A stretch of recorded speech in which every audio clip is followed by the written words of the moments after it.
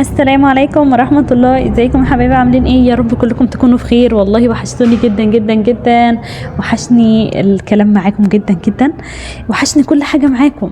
بس طبعا غصب عني والله مضغوطة جدا. طبعا النهاردة كنت بوريكم يوم سريح كده في المطعم. اليوم ده كنت بعمل كفتة، فحبيت اوريها لكم. انا ما شلتش حاجة خالص خالص من الفيديو، يعتبر الفيديو زي ما هو.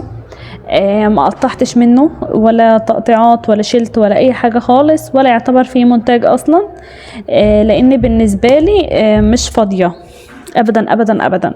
لكن وحشتوني، حابة اتكلم معاكم. هدوء القمر، لميس القمر، سوسو، حرمش منكم ولا من سؤالكم. طبعا هديل، والله كلكم بتسألوا. طبعا كادي، والله كلكم وحشيني. وشكرا على سؤالكم، وشكرا على وجودكم، بجد شكرا. النهارده طبعا كنت بعمل كفته مشويه. طبعا الكفته دي لحد قريبي جدا، فعلشان كده صورتها معاكم، لان مش بالعاده بصور ولا بكون فاضيه. لكن اليوم ده كان في بدايه اليوم، وكنت عارفه ان الطلب هصحى من النوم هعمله، فيعتبر عملته بدري جدا. فالوقت ما فيهوش حد في المطعم، يعتبر انا وجوزي بس. فحبيت اصور بقى واخد حريتي. طبعا شايفين الفيديو بطيء ازاي وهدوء ازاي وكل حاجة. الكفتة عشان تثبت معاكي على السيخ من غير اي حاجة، لازم أن يكون فيها نسبة دهن، لو حتى 100 جرام على الكيلو، 100 جرام دهن، علشان تثبت معاكي على السيخ وتعرفي تصبعها كويس. وتكوني قبلها سايباها في التلاجة فترة، يعني يجي نص ساعة كده حطاها في التلاجة والدنيا تبقى تمام. طبعا انا كنت هنا بهوي على الكفتة، ما اقول لكمش بهوي بايه، بصينية اختراعاتي. والد جاب لي المروحه، قربها مني كده، وكان افضل بصراحه. بس مشكله المروحه في ايه؟ ان هي هتولع النار تحت، فالكفته هتستوي منك، يعني هتاخد لون سريع لكن مش هتكون استوت. فلازم يعني لو هتشغلي مروحه تكون حاجه بسيطه بطيء خالص، وبعد كده بطليها، يعني مش تفضل شغاله على طول. هنا انا كنت بعتبر مبسوطه جدا ومستمتعه، لان مش بالعاده بطلع يعني بره في المطعم خالص. يعتبر ليا مطبخي، فما بطلعش منه. حتى اللي بيجي المطعم مش بيكون شايفني ولا حاجه. هم بيكون في ناس، يعني وليد في استقبال الناس كده الكلام ده. فوحشتوني قوي قوي، وحشني الكلام معاكم جدا. وانا متاكده ان انا وحشتكم قوي قوي. وعارفه انكم نفسكم تشوفوني ونفسكم اطلع معاكم لايف. لكن والله بالنسبه لللايفات فالموضوع هيكون صعب، لاني فعلا مش فاضيه ابدا. يا والله الفيديو شكله هيعوز يتشال منه حاجات، لاني انا بالنسبه لي في حاجات لازم تتشال منه يعني. وانتوا عاملين ايه؟ وحشتوني.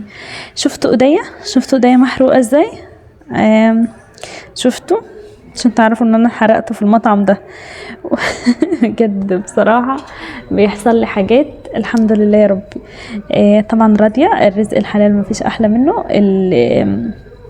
الرزق بمجهودك مفيش احسن منه. فانا بصراحة مش مستنية حاجة من حد ابدا ابدا. قناتي مش مصدر دخل يا جماعة، علشان ما تكونوش مفكرين. انا هنا كنت بفتح الباب عشان الهوا. قناتي مش مصدر دخل ليا، يعني مش ان انا مستنيه منها فلوس او حد يدعمني او كده. مش عايزه دعم من اي حد خالص خالص خالص، بالعكس انا كده مستريحه جدا نفسيا وكل حاجه. فاللايفات هلغي لايفات خالص، علشان برضو ما يكونش فيها دعم وكلام من ده. انا حابه لو انا طلعت اطلع بمجهودي وبحبكم، مش اكتر من كده، ويكون ليا ناس بتحبني بس كده، لله في لله. وبجد مبسوطة جدا وانا معاكم. شايفين بقى الكفتة قربت على وشك خالص الانتهاء. وبجد يعني اقول لكم ايه، شايفين متماسكة ازاي؟ مفيش بقى ولا سابت منك من على السيخ، ولا وقعت، ولا اي حاجه، ولا الكلام ده. مع ان السخان بتاعه المطعم كمان بتكون مختلفه عن البيت. يعني السيخ ده بيكون عريض كده، لكن اللي انتوا بتكون عندكم في البيت بتكون يا دوبك مدوره ورفيعه خالص. فالسيخ بيفرق. طبعا بتقلبيها على طول خالص، واول ما بتحطيها على النار تشم النار تقلبيها، ما بتكملش 5 ثواني علشان ما تسيحش وتقع على النار.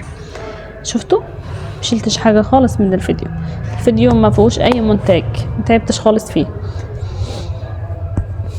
وحشتوني قوي، هفضل اقول وحشتوني كتير كتير، عشان فعلا وحشتوني قوي.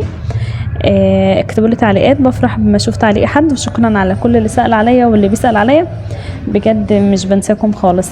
انا لسه في المطعم دلوقتي فهتلاقوا فيه دوشة شوية مع اني قاعدة في مكان هدوء. هنا بقى كنت حابة اوريكم المطعم، اكيد وحشكم.